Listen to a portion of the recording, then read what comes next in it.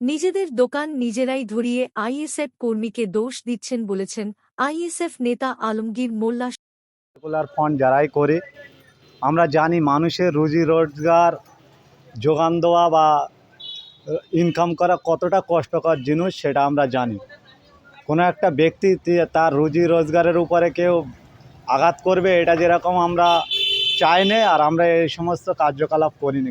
যারা এই সমস্ত কথা বলছেন ভিত্তিহীন কথাবার্তারা, আমিও এর মধ্যে দেখলাম, এই ফেসবুকের মধ্যে দেখলাম যে একটা ভিডিও দেখেছি, ছাঁটার ফেলা আছে কিন্তু ভিতরে দেখা যাচ্ছে সব পুড়ে আছে। এটা কিভাবে সম্ভব আমি জানি না, সত্যতা যাচাই করার প্রয়োজন। আর ইন্ডিয়ান সেকুলার ফান্ড এই ধরনের কাজকাম করে না। তাহলে আপনারা দোকান ধরাননি?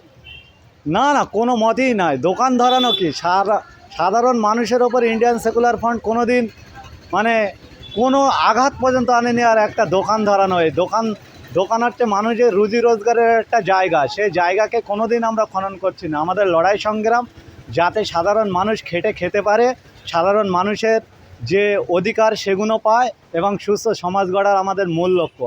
আমরা এই ধরনের মন্তব্য বা এই ধরনের কোনো কাজও করি না।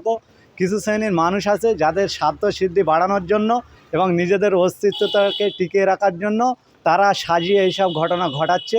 এতে ইন্ডিয়ান সেকুলার ফান্ড কোনো মতেই যুক্ত নয় বলে আমরা জানাচ্ছি। একেবারে অভিযোগ হচ্ছে পুরো আপনাদের উপরে যে আইএসএফের দুষ্কৃতীরা এই দোকানগুলো ধরিয়েছে।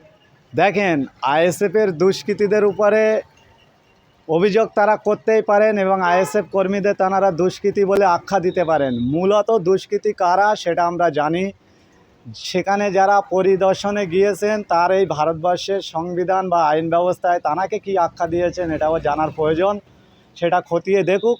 আমরা পুলিশের উপর আস্থা রাখি এবং সংবিধানের উপর আস্থা রাখি। তারা নিশ্চয়ই তদন্ত করবেন এবং সত্যটা সামনে চলে আসবে। যতই সত্যটাকে কিছু দিয়ে ঢাকা হোক, সত্য একদিন সামনে চলে আসবে।